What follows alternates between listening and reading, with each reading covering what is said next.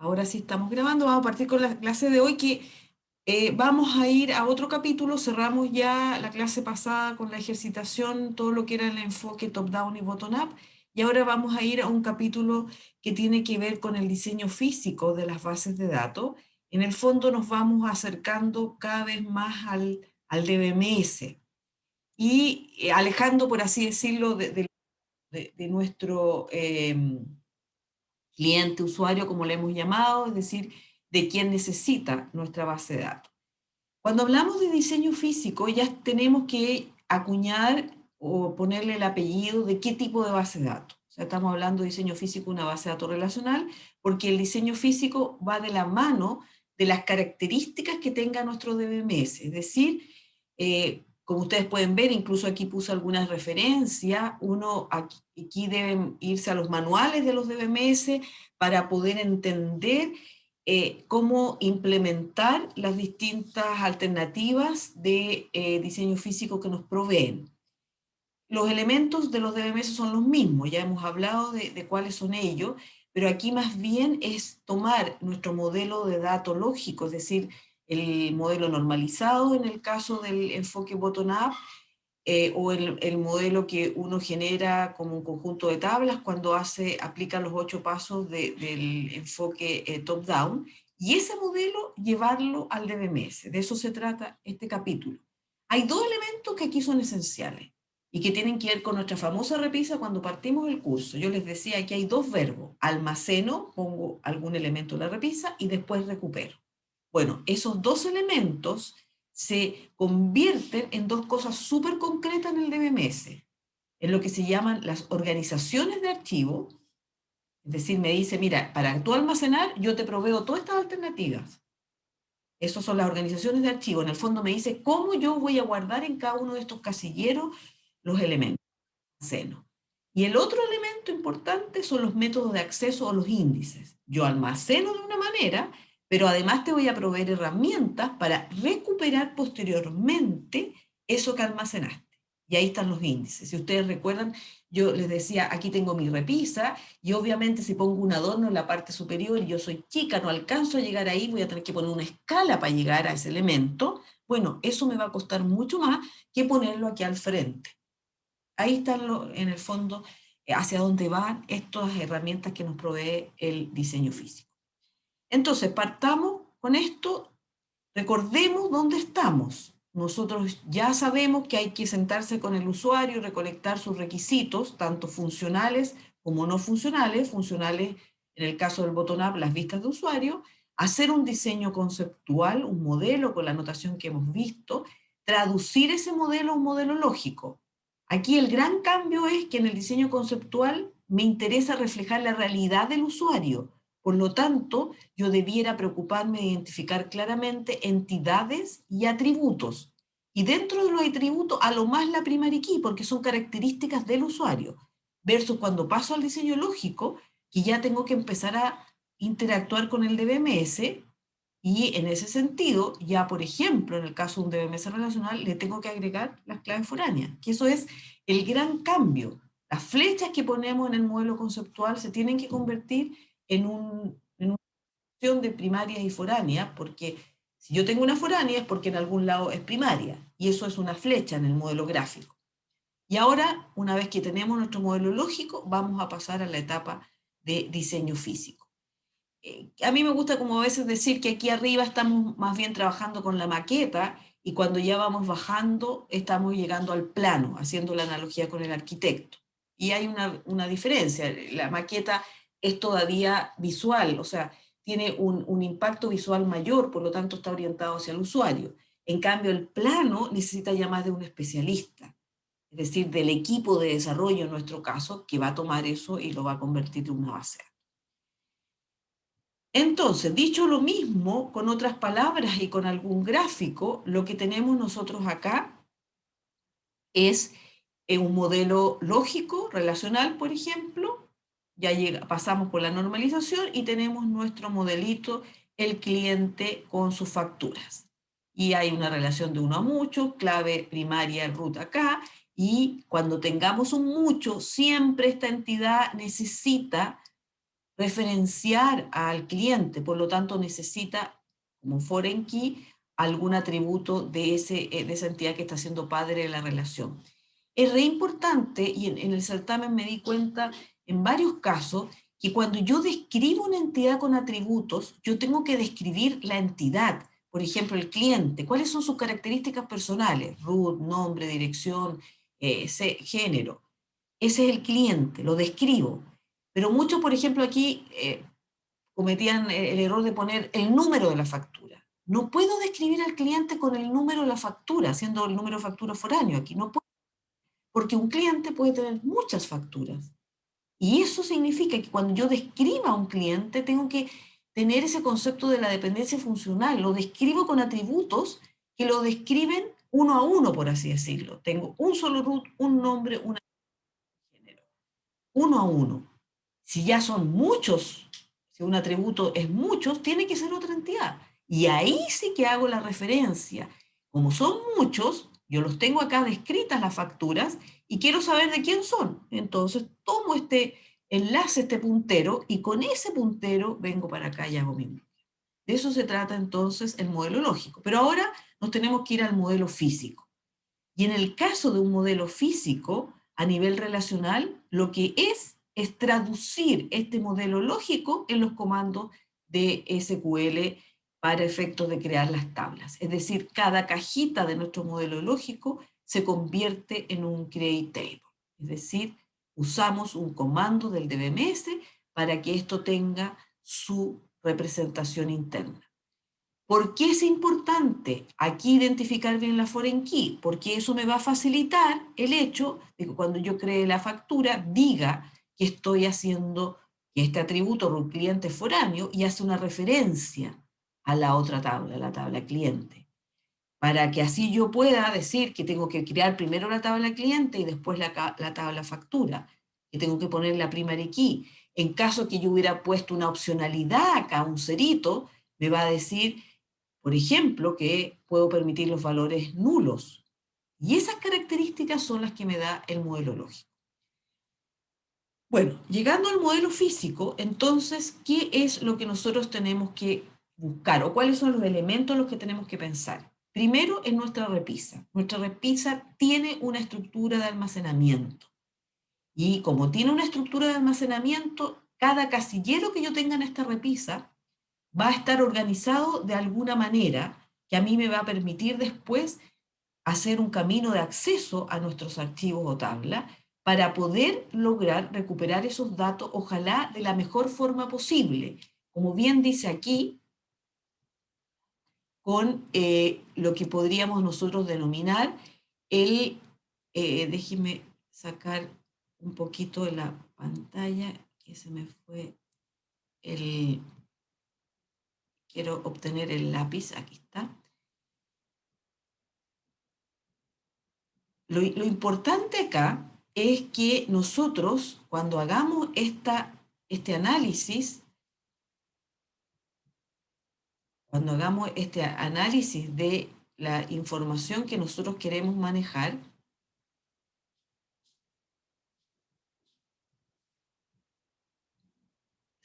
aquí está. Lo importante entonces es tener en cuenta que lo que buscamos es un buen rendimiento. Y esto vamos a tener que entender a qué nos referimos con buen rendimiento. Otro elemento importante, el almacenar y obviamente los caminos de acceso o nuestro verbo recuperación. O sea, en estricto rigor, en nuestra repisa, en el medio de almacenamiento, nosotros tenemos nuestras tablas y vamos a tener que tener caminos de acceso para llegar a ellos, a esas tablas que ahí están guardadas. Pero sí con un objetivo. Nuestra meta es que haya un buen rendimiento. Ahora, en la etapa de diseño físico, tenemos que entender bien cómo medir este rendimiento para nosotros hacer mejoras en caso que éstas sean necesarias.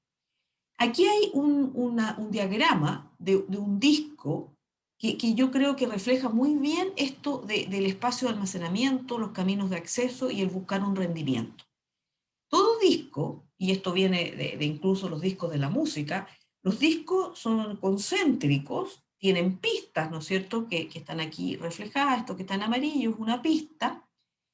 Dentro de la pista, Cada pista se divide en sectores, los celestes serían los sectores, todos de un mismo tamaño, y hay cabezas lectograbadoras que son capaces de posicionarse sobre un determinado sector y leer todo lo que hay, o sea, con un movimiento de mi cabeza lectograbadora, yo me posiciono, por ejemplo, ahí, y soy capaz de leer lo que se denomina un cilindro. Todo esto cafecito, leo un conjunto de sectores con una sola pasada. Esto es concéntrico, va girando, obviamente, entonces la cabeza llega ahí y es capaz de leerme inmediatamente todos los sectores de un disco. Un disco tiene platos por ambos lados, así que lee toda la información, lee cilindros.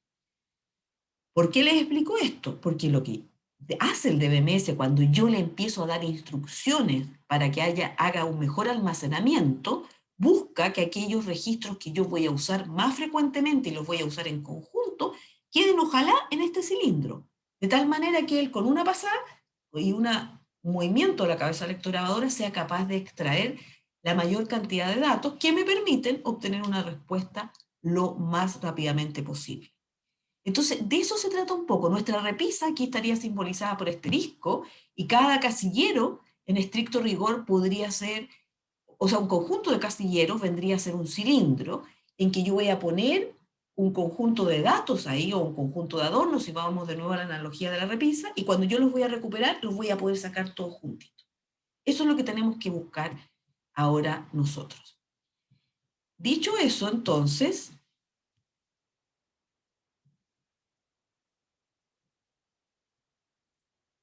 Dicho eso, entonces, veamos cómo vamos a medir este tipo de rendimiento del que estamos hablando.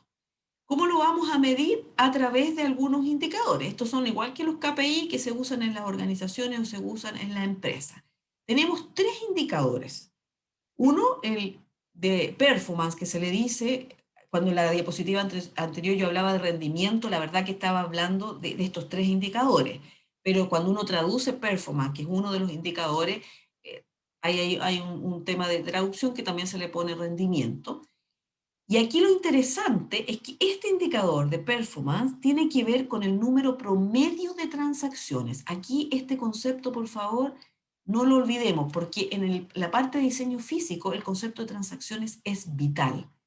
¿Qué es una transacción? Es el navegar por mi base de datos y recorrer varias tablas. Es decir, hacer join entre esas tablas para poder responder una determinada consulta. Yo voy ahora a entrar a diferenciar entre lo que es una consulta simple, que yo venga y acceso a una tabla directa, en el fondo voy a un casillero y saco el adorno, uno solo, versus el pescar un conjunto de elementos que tengo en distintos casilleros y poder responder una determinada consulta que implique pasar por más de una tabla. Bueno, eso rendimiento que yo tengo ahí se mide a través de lo que se dice número promedio de transacciones que pueden ser procesadas por minuto. Ese es el tiempo, en general se habla de transacciones por minuto, ese es un indicador de rendimiento. Los DBMS me proveen forma de medir eso, de cómo decir, oye, cuánto se demora esta transacción. Ese es, ¿No era el dígame. propósito de normalización el ayudar a minimizar la cantidad de transacciones que tenía que hacer? La normalización te ayuda. La desnormalización me refería. Sí, ahí sí, ahí sí, así, ahí sí, la desnormalización efectivamente. Y ahí donde está ese equilibrio que comentábamos cuando hablábamos de desnormalizar. Yo tengo que buscar un equilibrio.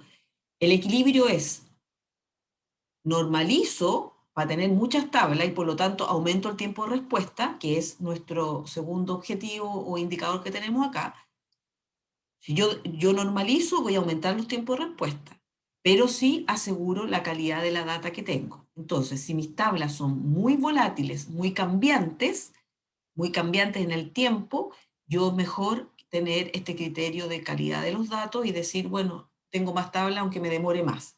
Pero si mis tablas son poco volátiles, no cambian mucho en el tiempo, uno va a decir, bueno, opto por el tiempo de respuesta. Vamos a entrar a ver esos dos otros complementos a estos indicadores que tengo acá, que es la tasa de actividad y la tasa de volatilidad. Vamos a ver inmediatamente para que te quede más claro eso. Pero efectivamente, normalizo, estoy de alguna manera echando a perder el comportamiento de estos indicadores en el sentido que obviamente me voy a demorar más porque voy a tener que recorrer más tablas.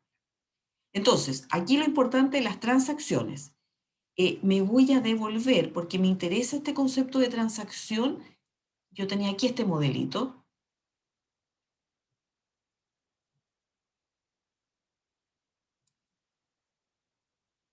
El concepto de transacción tiene que ver en este modelo acá, con la navegación que yo haga a través de mi modelo. Ay, se me avanza. La navegación. Por ejemplo, si yo quiero generar la factura para un cliente, mi navegación es, entro a cliente, de cliente me paso a la tabla factura. Y aquí obviamente esto significa hacer un join de estas dos tablas. Ese proceso de navegación es el que implica una transacción. Cuando yo hago una consulta directa solo en la tabla cliente, por ejemplo, quiero conocer la dirección de un cliente, eso no es una transacción. Una transacción implica por lo menos el pasar por un par de tablas para tener una operación de join. El poder navegar por varias tablas de mi base de datos, por ejemplo, si yo quisiera generar la factura para un determinado cliente, tengo que unir cliente con factura y además factura la voy a tener que unir con el detalle de la factura y con los productos, con la tabla productos. O sea, voy a tener que unir 4 tablas para poder generar la factura. Eso es el concepto de transacción. Y es muy análogo a las transacciones que se producen en las organizaciones. Por ejemplo, si esto fuera un supermercado, una transacción de venta implica tener datos de cliente, datos de factura y datos de...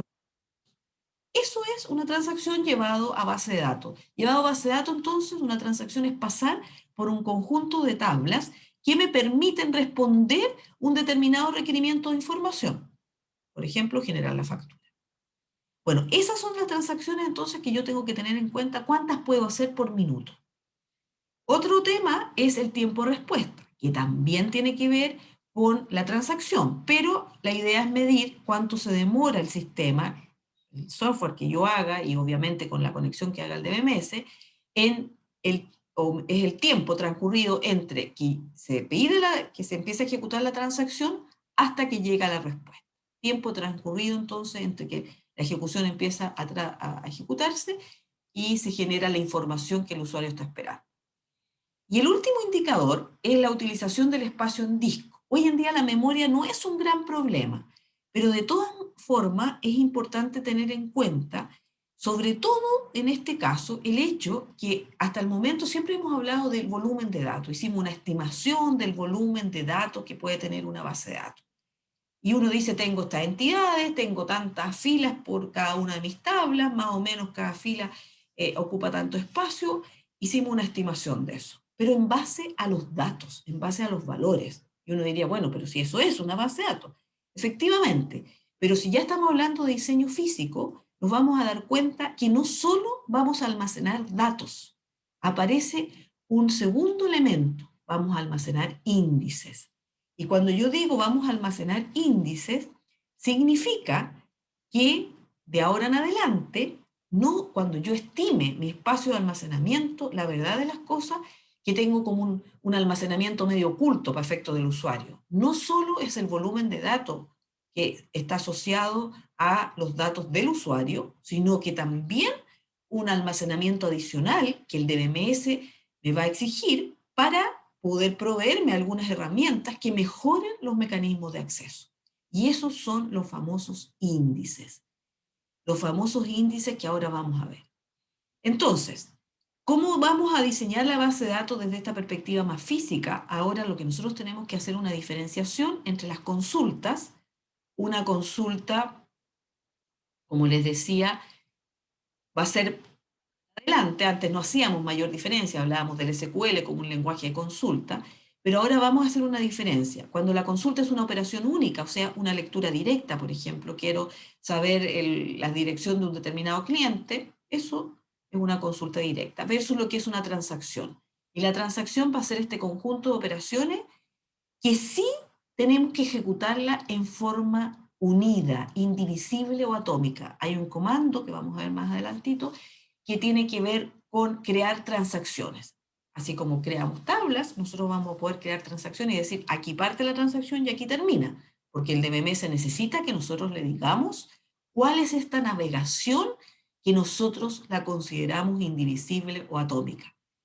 ¿Y por qué necesita que le digamos? Porque él así se asegura que si yo voy navegando, es decir, paso del cliente a la tabla factura, si hago ese viaje y de repente se cae el sistema y yo justo estaba actualizando alguna cosa, él me va a proveer herramientas para, por ejemplo, deshacer todo y decir, solamente voy a dejar almacenado aquella transacción que se completó exitosamente al 100%, pero no deja nada a medio camino.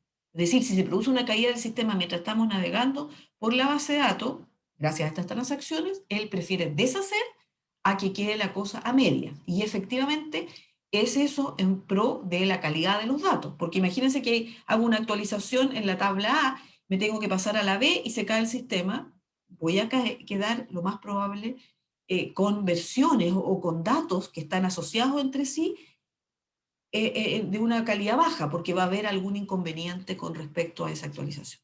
Bueno, eso es el concepto de transacciones, es importante definirlas, que para efectos de una consulta, uno, la verdad, una consulta simple no lo necesita. Eso significa, y aquí el rol del diseñador de base de datos, y más que nada del DBA, del famoso administrador de base de datos, es fundamental.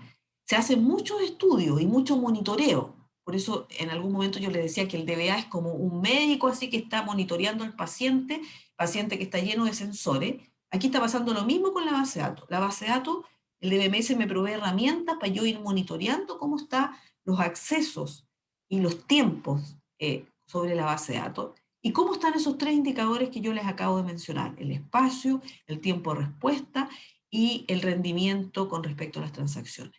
Entonces se usa, por ejemplo, la frecuencia esperada en lo que son las consultas y las transacciones. Cada cuánto tiempo yo hago una consulta o cada cuánto tiempo hago una transacción. Las restricciones de tiempo. Cuando hablamos de los requerimientos de procesamiento, cuando estábamos recopilando las vistas, yo le decía una cosa son las vistas de usuario donde están los datos, pero otra cosa son los requerimientos de procesamiento. Que alguien me diga, necesito la factura en línea, es distinto a que me diga, sí, no, yo las facturas las mando después con 30 días, después que me hacen la compra. Es distinto, o sea, los tiempos de respuesta pueden variar y eso influye en cómo yo almaceno. Y bueno, y aquí hay un tema que vamos a precisar más, que es el tema de las actualizaciones. Miren, los mayores problemas en nuestro caso son los sistemas que requieren de mucha actualización, de mucha modificación de datos que ya existe. No tanto la inserción como la eliminación, pero la modificación requiere de tener en cuenta el poder detectar la tasa de actualización es súper importante. Tablas que son muy buenas para ser actualizadas, hay que tenerlas ahí en la mira, porque tienen el problema de la calidad de la data y tienen el problema del tiempo de respuesta. O sea, si yo tengo que hacer mucha actualización, obviamente me voy a demorar. Y a su vez necesito asegurar la calidad de los datos. Entonces, el tema del update es una operación a observar con mayor detención.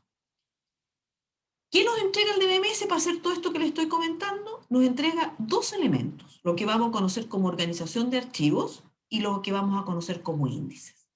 Cada DBMS nos provee distintas formas o alternativas de estos elementos. Por ejemplo, la organización secuencial, la de tipo hatching, la de tipo árbol, por ejemplo, los índices de tipo dinámico, de tipo bitmap, etc. Eso es lo que vamos a tener que ver ahora. Pero antes de pasar a ver eso, quiero hacer un monito antes de pasar a ver las organizaciones de archivos que me va a permitir, voy a irme a mi tablet, que me va a permitir explicar bien en qué es lo que está pasando, qué es lo que está pasando en este diseño físico que nosotros necesitamos manejar. Vamos a agrandar un poquito aquí, ya. Ahí está. Miren, la situación es la siguiente. Ya entendimos lo que era la navegación, o sea, uno tiene un modelo de datos conceptual y es probable que tenga que pasar por varias tablas para poder llegar a responder una determinada consulta. Ese es el concepto de transacción.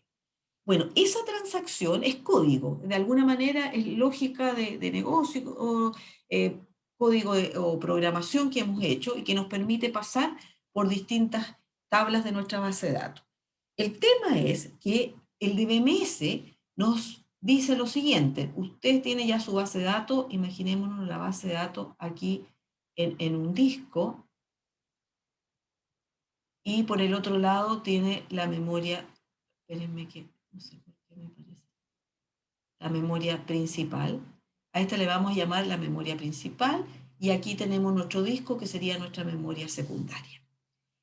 Nuestras tablitas van a estar acá, van a estar almacenadas en alguna parte de este disco. Por ejemplo, en un determinado cilindro de este disco, donde nosotros podamos acceder lo más rápidamente posible a nuestro dato.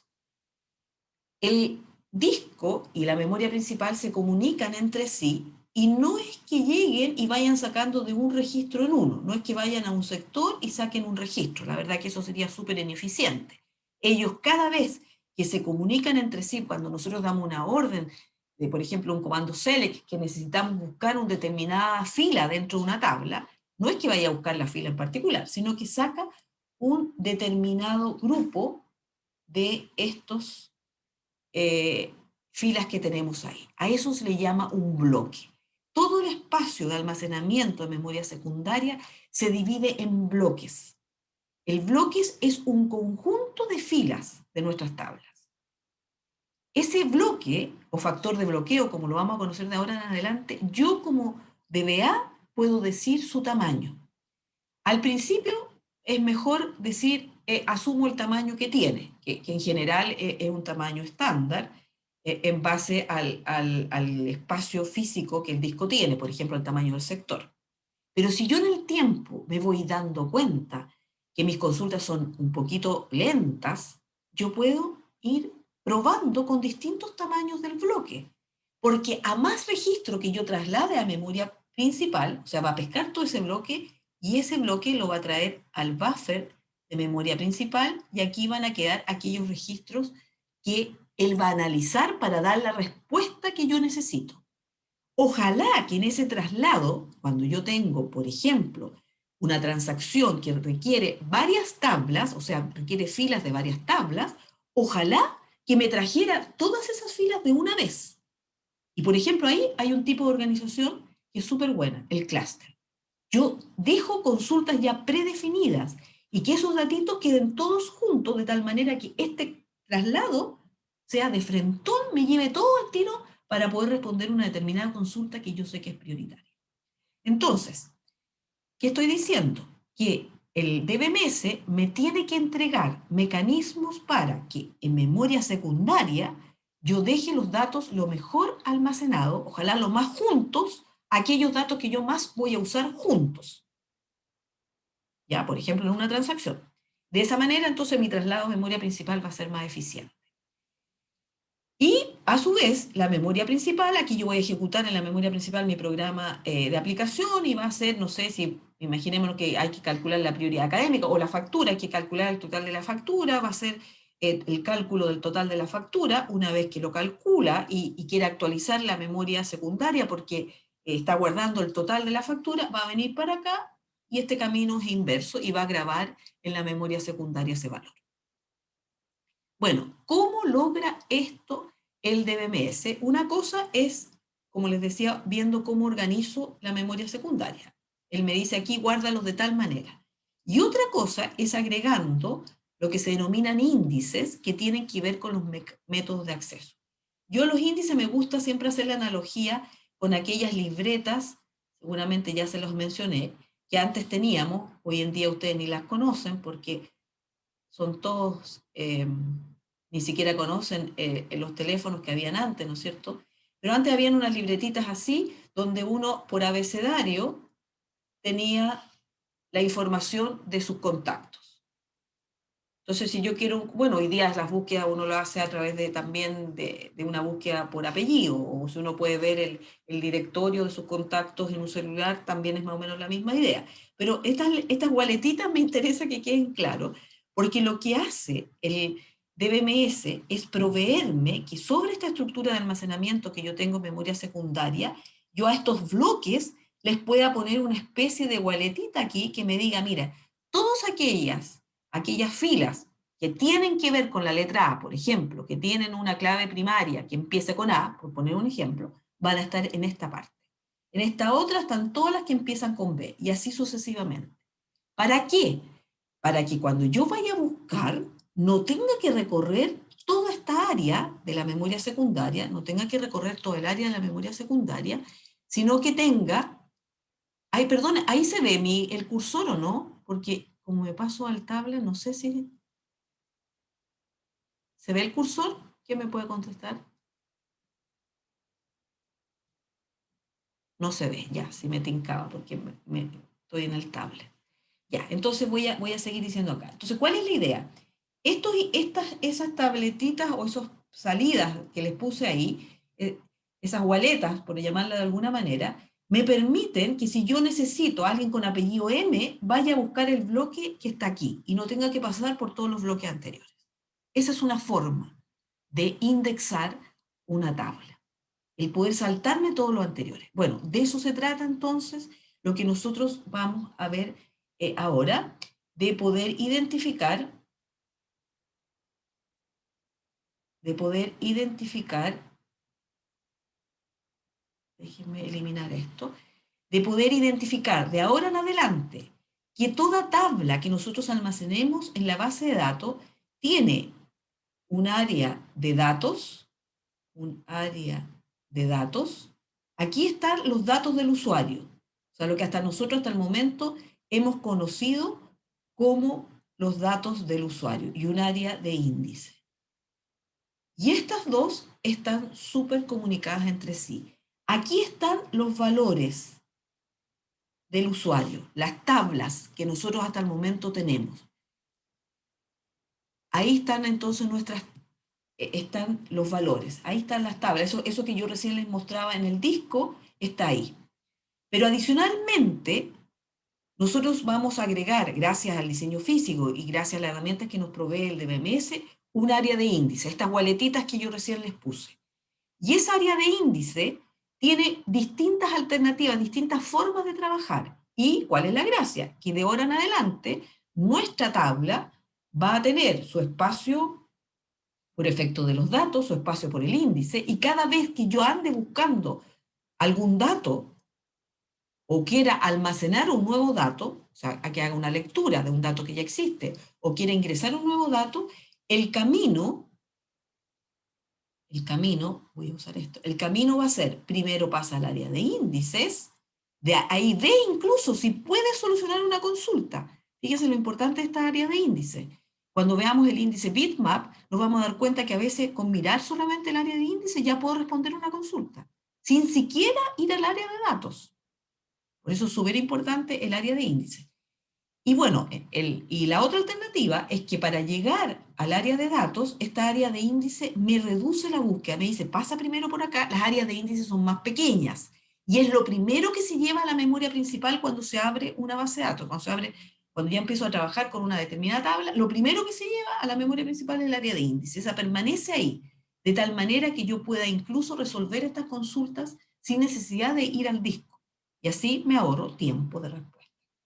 Entonces, esa área de índice tiene distintas formas de organizarse según el DBMS y la gracia es que me va a reducir la búsqueda en el área de datos, porque aquí me va a dar el punto y ojalá específico, en el fondo, el bloque de datos que tengo que sacar del área de datos y llevármelo para la memoria principal. Esa es la idea, que vengo por acá y me dice, ahí está el datito. No mires el resto porque eso es lo que a ti te interesa. De todas las alternativas que vamos a ver, hay diversas. Algunas tienen más código que otras. Un puntero. Muy bien, Benjamín. Eso es un puntero. El área de índices tiene dos entradas. Un valor que tiene que ver de alguna manera muchas veces con nuestra clave primaria y un puntero. Eso es lo único que tiene. No tiene descripción grande. Siempre tiene un puntero que me va hacia el otro lado. Ya, hay otra cosa importante aquí de tener en cuenta. Si yo tengo clave primaria o no tengo clave primaria. Hay distintos algoritmos que funcionan. Si mi clave primaria es una clave primaria, un código inteligente para el usuario, o es nuestro famoso ID, esos números correlativos que automáticamente genera el DBMS. Por eso yo cuando a veces le digo, oye, ojo con elegir primary key que sean numéricas, porque tienen mejor comportamiento para esto. ¿Qué es lo que sucede? Cuando yo tengo una primary key, hay algunos DBMS que me aplican funciones hatching sobre la primary key.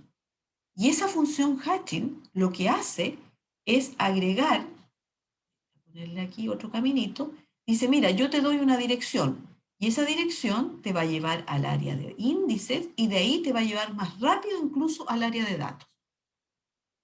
O la misma función hatching a veces viene y te da al tiro el puntero para ir al área de datos. Pero es una función que tú le tienes que aplicar a una primary key que tú definiste en tu tabla. Y tengo sí un tremendo riesgo, que se puedan producir colisiones, es decir, que hayan primary key sinónimas, que tengan distinto valor, pero me direccionen a un mismo punto del área de datos. Entonces, todas esas cosas son algoritmos que el DBMS me provee. Y es algo de lo que tenemos que entrar a ver ahora. ¿Dudas, consultas?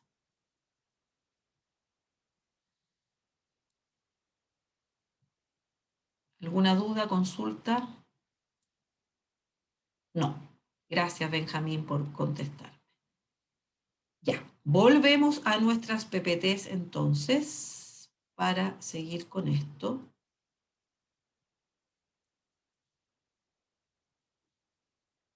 Ahí estábamos. Aquí yo le había puesto algunos ejemplos de lo que serían las organizaciones de archivos para el área de datos y lo que serían tipos de índices que nosotros podríamos tener. Vamos viendo con mayor detalle algunas de las cosas. Vamos a ver primero entonces organización de archivos. Cuando hablemos de organización de archivos, lo que nosotros tenemos que ver es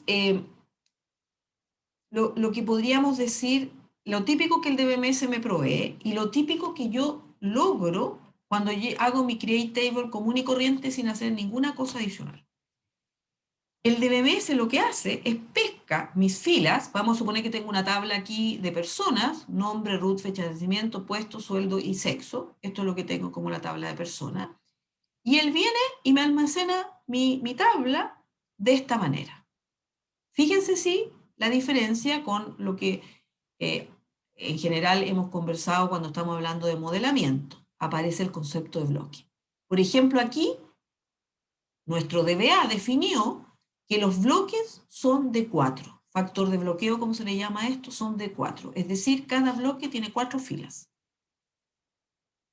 Y en este caso es un secuencial desordenado, es decir, va almacenando las filas en la medida como van llegando, no están ordenadas en orden alfabético ni por clave primaria, que podría ser el root, no, sino que como van llegando, van quedando almacenados. Y se llena un bloque y pasa al siguiente bloque. ¿Por qué es importante el factor de bloqueo? Porque entonces cuando yo ande buscando algún registro, alguna fila en particular, el DBMS lo que va a hacer es trasladarme un bloque entero a la memoria principal, no de a uno. A eso me refería donde el concepto de factor de bloqueo es importante.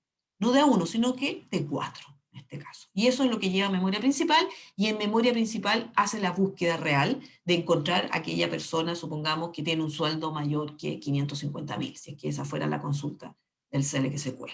Porque ahí ejecuta el comando propiamente tal. La lectura lo que hace es trasladarla desde la memoria secundaria a algún bloque.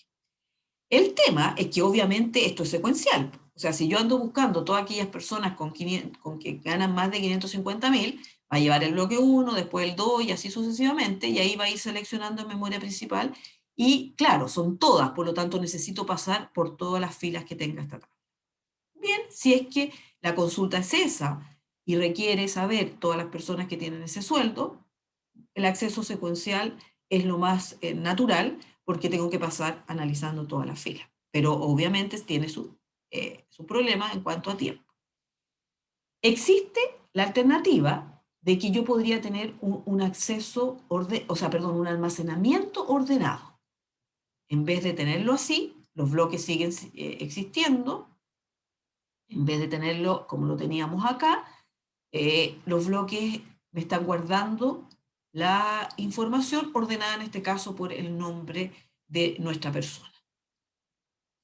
De estos dos casos, desde un punto de vista del famoso tema de lo que podríamos decir es el mantener la base de datos en el tiempo. Una cosa es leer. Si yo quiero leer, pues obviamente hay algunos mejores que otros, el secuencial desordenado, el secuencial ordenado. Pero si yo quiero actualizar, si yo quiero, por ejemplo, insertar nuevos registros o si yo quiero eliminar nuevos registros, ¿qué les dice su instinto ya de expertos en bases de datos? ¿Cuál de estas dos organizaciones sería mejor? ¿Dónde se comportaría mejor nuestra tabla para efectos de insertar nuevos registros? ¿Quién me puede contestar? Veo el chat al tiro. Muy bien. Obviamente el desordenado, porque inserto al final. Muy bien y muchas gracias a los dos que me respondieron. Inserto al final. En este caso, en el secuencial ordenado, cualquier inserción que yo haga va a implicar corrimientos. Cualquier inserción. Cualquier eliminación también. Pero ahí está la gracia de las eliminaciones lógicas. Y por eso también se dice, no conviene hacer eliminaciones, porque la eliminación lógica me deja el registro marcado nomás, pero sigue existiendo ahí y no se producen los corrimientos. La inserción tengo que hacer los corrimientos, porque si voy a tener que mantener el orden. Normalmente lo que se hace, en todo caso, es se opta por hacer un sort después de hacer las inserciones, o sea, hacer la inserción y después hacer un ordenamiento para evitar estos corrimientos. Pero bueno, esas son las situaciones que tengo que considerar. Uno diría a simple vista, no, el secuencial ordenado es lo mejor. La verdad que no. Es mejor tenerlo desordenado. Y eso es lo que estamos reflejando aquí. Hay dos términos que ahora les presento y que nos permiten, pero no usaría menos recursos, hacer el corrimiento. Eh, a ver, no sé si te entiendo bien la pregunta, Matías, pero el usar menos recursos significa que no sean recursos en el momento que tú estás haciendo la ejecución de la inserción, porque seguramente vas a tener que dejar bloqueada la base de datos un rato para que se puedan hacer los corrimientos. Aquí la idea es que en el momento que está en producción la base de datos, uno pueda insertar al final y después de terminado eso, puedes hacer la inserción cuando corresponde, una reorganización, como se le llama, del archivo. Esa es la idea. Eh, A ver, espérate, que dice también el ordenamiento. Sí, eso sí. El tiempo de respuesta, sí, pues, obviamente, si yo tengo mi archivo ordenado, los tiempos de respuesta van a ser mejores. Por eso hay dos indicadores adicionales a los que recién hablamos, que son la tasa de volatilidad y la tasa de actividad. Por favor, esto lo voy a subrayar porque son dos términos que a veces se confunden y que en general no se le da mucha importancia. Volatilidad y actividad. Déjeme borrar que me pasé un poquito, porque la volatilidad, este es el que me interesa. Volatilidad y actividad. La volatilidad se mide o se define, la tengo aquí incluso, porcentaje de ingresos en el paper o en el apunte está esto descrito bien, pero para no ponerle tanto texto, porcentaje de ingresos y eliminaciones de registros respecto al número promedio de registros en la tabla. Repitamos, porcentaje de ingresos y eliminaciones. Aquí solamente estoy hablando de inserción. La volatilidad tiene que ver con el mantenimiento de mi tabla a través de nuevos registros que entro, nuevas filas, y a través de eliminación de aquellos registros que van quedando obsoletos. Eso es la volatilidad. ¿Cuánto cambia en el tiempo mi tabla con respecto a insertar nuevos registros y eliminarlos? Ese es un indicador que yo tengo que tener en mente. Fíjense que separamos la mantención, que era, o el CRUD típico que nosotros hablamos, ¿no es cierto?, en insertar y en eliminar. Y dejamos fuera el update y la lectura. Eso es actividad.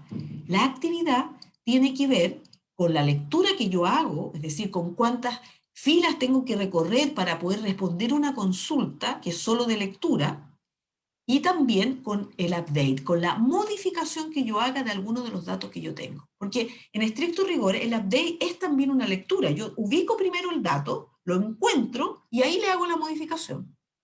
Entonces, cada tabla yo debiera tener claro cuál es su tasa de volatilidad y cuál es su tasa de actividad. Esos dos indicadores yo los debiera tener por tabla. Si una tabla es muy volátil, como dice ahí, tiene alta tasa de volatilidad, incluso miren lo que dicen, es una alta tasa de volatilidad por inserción. Es decir, es una tabla que está llegando nuevos registros, nuevas filas constantemente. Entonces, la sugerencia es escribir al final del archivo. Pero supónganse ustedes la tabla de estudiantes de la Universidad Santa María. Las nuevas filas llegan al principio en enero nomás. No es a cada rato que estén llegando nuevos estudiantes, sino que llegan cuando llegan los mechones. Entonces su alta tasa de volatilidad no es grande. Es en un periodo determinado, pero no es constante. En cambio, en una multitienda, las boletas o las ventas, esto es una alta tasa de volatilidad. Entonces ahí no me conviene esto de estar insertando ordenadamente. Al final nomás, al final. Después veré si haré un ordenamiento o haré un análisis de esos datos porque quiero sacar un informe. Es otro cuento. Entonces, la escritura al final del archivo en un archivo desordenado es algo bastante útil en aquellas tablas que tienen alta tasa de volatilidad de inserción.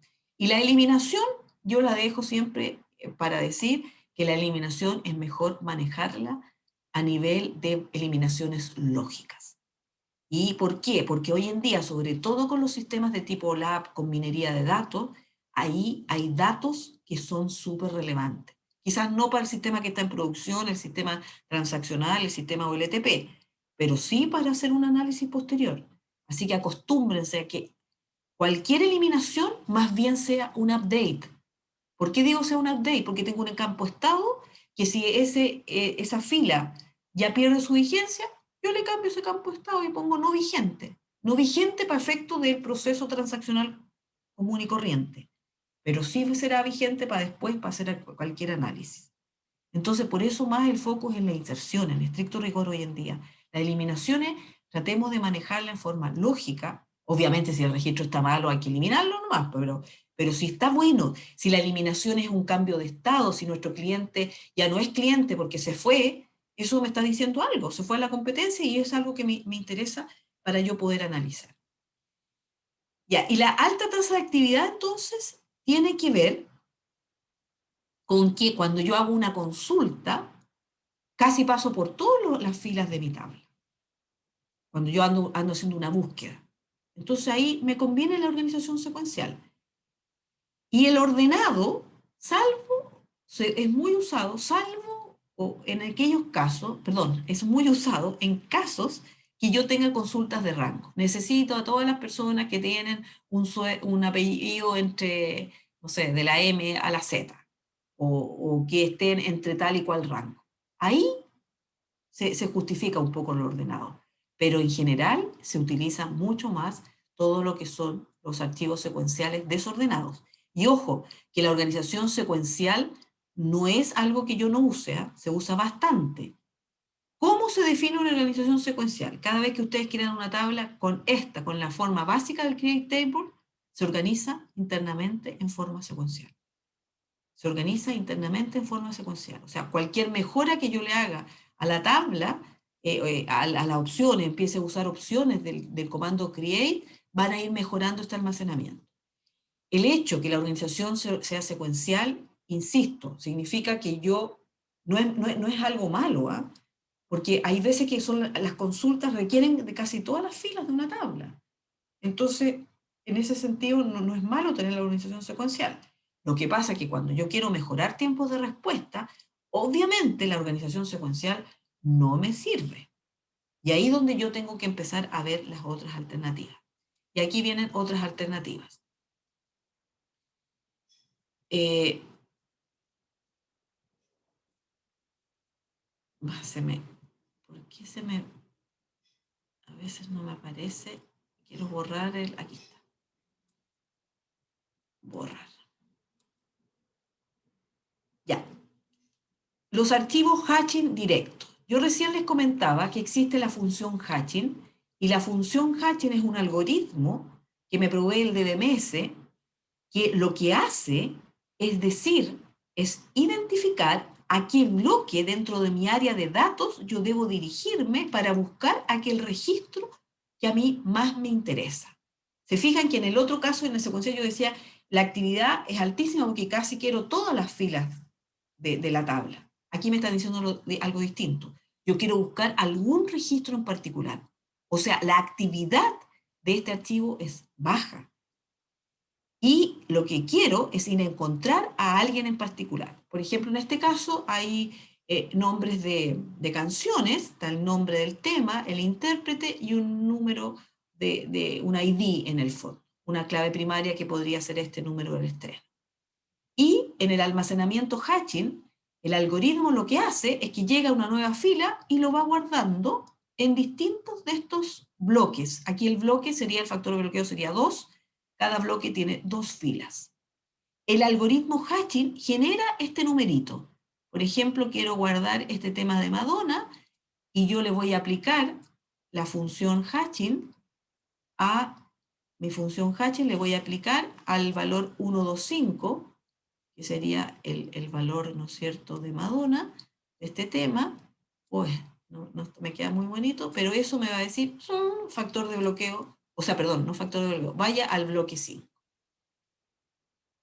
Y eso es un algoritmo hatching que el DBMS me lo provee y me va a permitir llegar a ese bloque. Ahora, va a llevarse todo el bloque. En este caso va a llevar dos filas. Bueno, hay una fila vacía. Si hubiera dado el bloque 2, se lleva las 2 filas, a pesar de que anda buscando una. No importa, pero ya en memoria principal hace el recorrido dentro del bloque y en memoria principal la búsqueda mucho más rápida.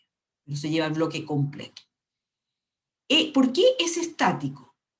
¿Por qué es estático? Porque el DBMS también me da la opción de un hatching dinámico, pero el dinamismo no tiene que ver en la búsqueda, tiene que ver en la expansión, en la cantidad de bloques que tengo asignado para almacenar este archivo. ¿Y por qué no usar el dato como clave hash? Ya, buena pregunta, Benjamín fue, ¿no es cierto? Tienes toda la razón. ¿Por qué no usar directamente esto? ¿Por qué no usar el dato como clave hash? Sí. Porque tiene mejor comportamiento un número correlativo que los códigos externos en reducir la cantidad, la posible cantidad de colisiones. Es decir, que más de un valor me den la misma ubicación. Al yo trabajar con estos numeritos del 0 al 9, lo maneja el DBMS. Lo maneja automáticamente, o sea, es como que pusiera una ID a cada uno de estos. Quizás lo ideal sería que él me dijera, ¿sabes qué? Esto queda en la pista, en el sector 3 de la pista 2 del disco tanto. O sea, una dirección física. Pero eso es muy difícil de controlar porque los discos obviamente tienen distintas configuraciones, porque si yo después de repente quiero expandir mi espacio de almacenamiento y me quiero cambiar de disco, soy muy dependiente del direccionamiento físico. Yo necesito una independencia de eso. Por eso se habla de un direccionamiento más bien lógico. Yo trabajo con mis propios números. El algoritmo Hatching en este caso trabaja con sus propios números, versus otros, que también lo vamos a ver en este caso, que trabajan con la clave primaria directamente, es decir, generan una dirección en base a esto. Entonces ahí hay una diferencia. Ahora, ojo con la expansión dinámica. Aquí lo único que se está haciendo es agregarle al área de datos, que al estático, agregarle un árbol B que nos permita ir asignando bloques para ir expandiéndose. Es decir, cuando se me llena, por ejemplo, aquí están todos los bloques llenos, ¿cómo hago que este algoritmo siga direccionando a otras áreas? Tengo que agregar nuevos bloques. En el caso del estático, son énomas, o sea, en el fondo se me llenó todo esto y se produce overflow y hay que reorganizar de nuevo el área de datos y ampliar el área asignada para este archivo. En cambio aquí, la gracia es que voy a ir generando nuevos bloques automáticamente gracias a este árbol B, donde me va a ir diciendo, me quedan bloques o no me quedan, y si este está lleno, en el fondo está lleno, está vacío, y ahí me va a decir, ojo, está todo lleno, entonces por lo tanto voy a tener que generar un nuevo nivel para que se agreguen nuevos bloques. Esa es la diferencia entre el estático y la expansión dinámica.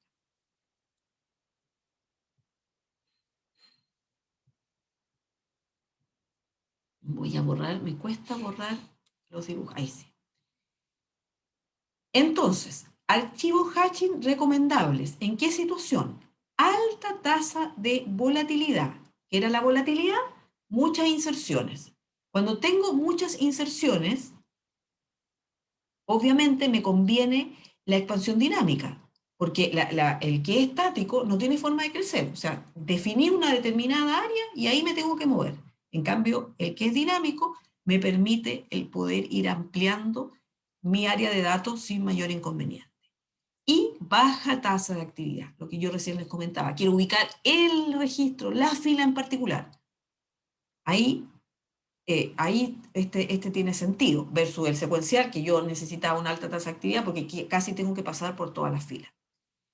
No sirve esto normalmente cuando yo quiero tener algo ordenado, quiero mostrar, salida ordenada significa que un informe que tiene que ser ordenado. Bueno, el ordenamiento lo hago vía código, lo hago vía un sort, pero no le paso el costo del ordenamiento al almacenamiento.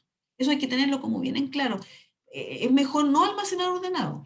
Total, el costo lo hago vía procesamiento después y hago un ordenamiento, incluso dentro del mismo Select, se fijan que tiene comando order by para poder hacer un ordenamiento y mostrarme los datos ordenados, pero no pasarle el costo al almacenamiento, porque eso nos trae muchos inconvenientes. Aquí quiero ir a la alta tasa de volatilidad. Aquí insertar significa que se va a crear un nuevo bloque. Aquí insertar, bueno, si es que me dio en estos espacios que tengo, súper bien. Pero si ya colapsa el espacio estático, no voy a poder insertar, sencillamente. Me va a decir, no se puede, se llenó esto. Entonces, en ese sentido, es mejor la forma de hatching con expansión dinámica, cuando es alta tasa de actividad. Si fuera mucha consulta nomás de este tipo, directa, y no haya alta volatilidad, puedo irme al que es fijo. Bueno, ¿cómo se define esto? Se define a través del create, pero una versión distinta del create table, que es un create un cluster. Create un cluster y ese cluster va a tener estos numeritos de código que yo recién les mencionaba. Y esos numeritos de código, se fijan, aquí tengo mi misma tabla cliente, pero le estoy asignando esos números que son los que maneja el algoritmo hatching.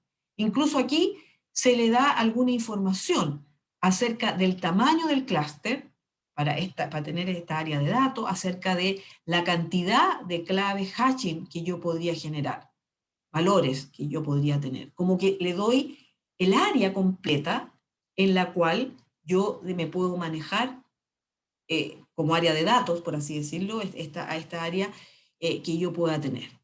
De tal manera de que así el algoritmo sabe, tiene una proyección de cuáles son las direcciones en las cuales él va a tener que generar una vez que yo inserte nuevos elementos. La eliminación acá no significa que recupero el espacio, las eliminaciones son lógicas.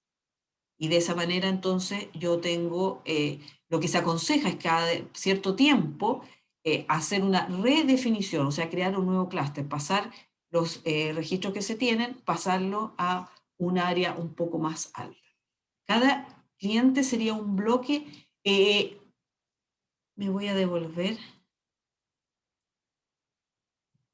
No cada cliente, porque por ejemplo, cada cliente, aquí el algoritmo trabaja a nivel de bloques, que sería un conjunto de filas. ¿Te fijas? Por ejemplo, aquí, bueno, si estos fueran clientes, en un bloque tengo 4 clientes, y ese bloque completo se lo lleva a memoria principal, y ahí te busca el cliente en particular. Entonces, en el fondo, cada número te da la dirección de un bloque.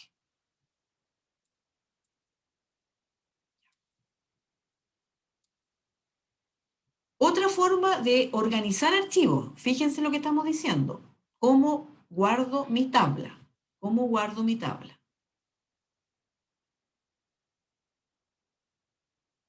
Entonces, si mi hash es no sé,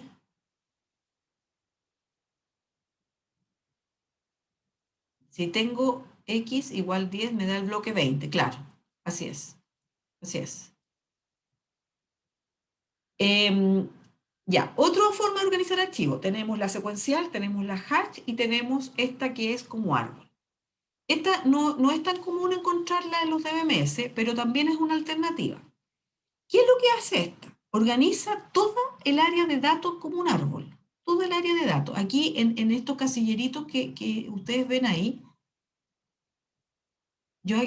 a mí se me pierde de repente, no sé por ahí sale. Ahí. Se me pierde el cursor y eso me pone como nerviosa, no sé, aquí está. Ya.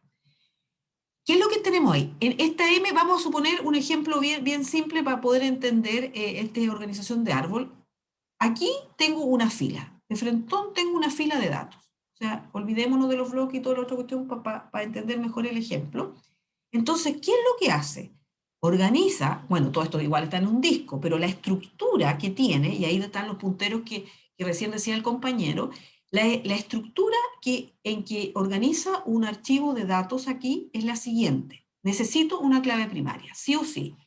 Y necesito que mis registros van a quedar organizados en forma ordenada por esa clave primaria, porque si no esta cuestión no sirve. Supongamos que esas claves primarias son las letras de nuestro alfabeto para que esta cosa sea más entendible. Pero aquí donde yo tengo solo la M está toda la fila del registro cuya clave primaria es M. Entonces, ¿qué es lo que hace esta organización? Dice lo siguiente, crea un árbol balanceado, ¿eh? Se fijan que está como bien balanceadito. Ese árbol le permite al método de búsqueda, al método de acceso, que yo empiece a recorrerlo en base a la siguiente lógica. Yo ando buscando una fila cuya clave primaria es la J. Entonces, si yo ando buscando una fila cuya clave primaria es la J, va a la raíz del árbol y pregunta, ¿J es mayor que M? No, J es menor que M, por lo tanto tengo que tomar el puntero de la izquierda. Y bajo al siguiente nivel. J es mayor que C, sí, es mayor que C, paso al siguiente elemento, es mayor que F, sí, es mayor que F, paso al siguiente, es mayor que I, sí, es mayor que I, por lo tanto, este es el puntero que me sirve y voy a buscar a J dentro de este bloque de datos. Este bloque de 3 y encuentro, o sea, bueno, voy a este bloque de datos, me lleva el bloque para la memoria principal y ahí va a estar mi J. Eso es lo que hace el archivo en disco. En disco, esto es un almacenamiento en disco. Va almacenando entonces nuestras filas, a cada fila le agrega un puntero a la izquierda y uno a la derecha, que le permite ir pasando, por eso tiene esta estructura, se fijan que cada registro tiene esta estructura de un puntero a ambos lados, que le permite ir bajando de nivel y poder encontrar en forma más rápida aquellos registros que nos interesen. Si tenemos, pero para que debiera haber hecho la pregunta antes de pasar a otra PPT. ¿Qué se imaginan ustedes aquí? La volatilidad, ¿cómo debiera ser? Perdón, la actividad mejor. La actividad, si me entendieron, la actividad en un proceso que yo quiero implementar. ¿Qué recomendarían? ¿Usar los árboles cuando la actividad es de qué tipo? ¿Alta o baja?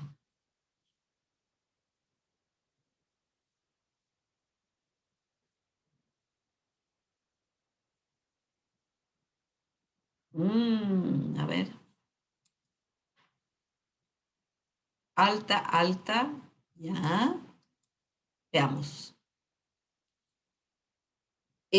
O sea, no sé, parece que ahí a lo mejor se estaban confundiendo con el tipo con volatilidad. La actividad es la cantidad de registros que yo necesito tocar cada vez que hago una consulta. En este caso debiera ser baja actividad, o sea, yo necesito ir al J. Yo quería ir solo al registro J, entonces baja actividad. La volatilidad es la que tiene que ver con las inserciones y las eliminaciones. Y en este caso, la volatilidad por inserción puede ser alta porque me va a ir asignando bloques nuevos, o en este árbol, en esta estructura de árbol, como recién veíamos, se aplica mucho la lógica de el hash que es de tipo dinámico, de expansión dinámica, y me va asignando nuevos bloques. Así que es recomendable en aplicaciones con alta volatilidad, y búsqueda directa significa baja actividad. Búsqueda directa significa que yo voy a ir a ubicar el registro J, y eso es baja actividad. ¿Cómo se definen estos? Agregando a mi típica definición de tabla, esta es una típica definición de tabla, con que yo diga que la organización es index, me genera un árbol automáticamente el DBMS. Me genera un árbol y hace eso que recién decíamos. Pero aquí sí o sí necesito tener clave primaria, y lo genera a partir de esa clave primaria.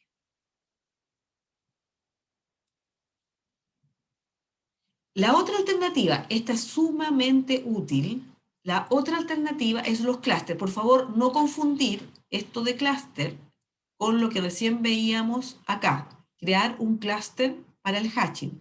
El clúster aquí es un área especial donde es como crear un arreglo. Es como crear un arreglo, y los arreglos tienen un numerito, ¿no es cierto? Y ese es el área de clúster que aquí se crea. Aquí, en este otro caso, lo que nosotros vamos a ver es un clúster que se crea para determinadas consultas. Este ejemplo yo lo encuentro muy interesante y muy didáctico, esta figura por lo menos. Fíjense lo que me está diciendo. Tengo dos tablas, o sea, nuestro modelo tiene una tabla con los departamentos de una empresa y una tabla con los empleados. Aquí lo vamos a ver mejor. Una tabla con los empleados de una empresa y una tabla con los departamentos. Entonces, un departamento tiene muchos empleados. Por ejemplo, el departamento número 20 tiene a Kerr, tiene a Wilson, a Norman, el departamento 20, y el 10 tiene a los otros, Smith, Jones y Ward.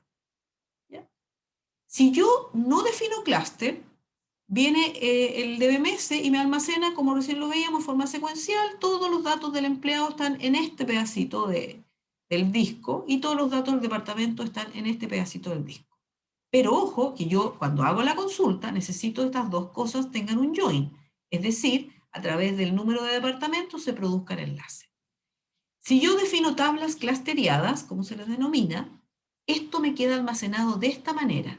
Departamento 10, la fila que tiene que ver con el departamento 10, y seguidito todos los empleados que tienen que ver con ese departamento. Departamento 20 y seguidito todos los empleados que tienen que ver con ese departamento. Obviamente, para esta consulta los tiempos de respuesta van a mejorar enormemente, porque aquí voy a tener que ir el disco, la cabeza lectoradora que yo recién decía, se va a tener que posicionar aquí, sacar un dato, después venirse para acá, posicionarse en otra parte, sacar otro dato, llevarlo a memoria principal, se va a demorar más. En cambio aquí lo puedo posicionar en un determinado lugar, y recuerden que lee por cilindro, y se puede sacar todo esto de una vez. Esto es súper útil cuando ustedes tengan consultas que son muy frecuentemente usadas. Es mejor dejarlas almacenadas así. Tablas que son usadas principalmente de lectura. Bueno, obviamente. Recuerden que la lectura es primordial cuando quiero tener buenos tiempos de respuesta versus lo que pasa cuando tengo que mantenerla. Pero incluso cuando hay mantención que es mediana, no es muy alta, esto igual es útil. Y registros de las tablas están agrupadas, son muy frecuentemente utilizadas al mismo tiempo. Es decir, esas dos en un data warehouse. Efectivamente, Matías. Esto se trabaja en un data warehouse de esta manera. Así es. ¿Cómo se hace eso? La misma tabla de empleados de siempre y definiendo un clúster. Se fijan que el otro era create cluster, era crear una estructura especial para la tabla. Aquí es la misma tabla donde lo que estoy haciendo es diciéndole que la voy a almacenar junta. ¿Y junta qué? Es que tengo la tabla empleado, entonces yo la voy a almacenar junta con la tabla departamento a través del número del departamento. Esta es para la tabla empleado, y a la tabla departamento le tengo que decir lo mismo. O sea, tienen un espacio común que se llama empleado departamento, que es esta área. Esta área empleado departamento a través del número de departamento, que es obviamente su foreign key en el caso de empleado. Y de esa manera ustedes van a lograr almacenar eso. ¿Se fijan que es interesante? Y obviamente eso sí mejora los tiempos de respuesta. y me esperan, ay, no me queda mucho, ya no. Estamos en la hora, así que vamos a dejarlo hasta aquí. Si hay dudas, prefiero irme más piano, pero me queda poquito de este capítulo, no es un capítulo muy largo. ¿Dudas, consultas? Muchas gracias por venir a clase, porque eso les digo a ustedes. Ya no les voy a retar y decirle, oye, ¿por qué no vienen tanto a clase? Porque ustedes no son los que no vienen. Les digo para los que vean, van a ver la grabación.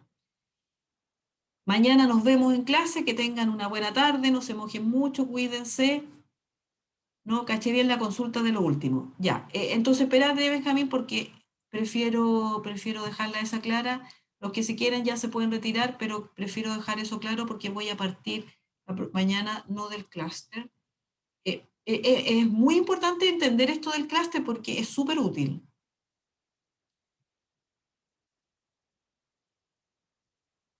Es súper útil lo del clúster Benjamín. Mira, ¿cuál es la idea? La idea es que tú tienes una consulta. Imagínate que a cada rato te preguntan quiénes son todos los empleados de un determinado departamento. Si yo llego y pongo Create Table común y corriente, lo que va a hacer el DBMS es va a pescar la tabla empleado y te la va a guardar en un pedazo del disco. Con bloques, todo lo que vimos, eso sí. Y va a tocar le va a poner la tabla de departamento y te lo va a poner en otro pedazo del disco. Ah, aquí tiene una pregunta. Efectivamente. Entonces es el nombre del... Así es. En cambio, si tú defines un clúster que se llama EMP departamento, ese es el clúster.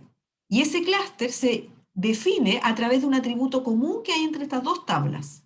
Y ese atributo común es el número de departamento. Entonces, ¿qué es lo que hace? Toma una fila y pone a continuación todos los empleados que tienen ese mismo valor. Toma todos los empleados que tienen el mismo departamento. Toma la otra fila, en este caso del departamento 20, y todos sus empleados. Ah, ok, ya, entendió entonces el Benjamín, estamos listos, nos vamos, voy a detener la grabación.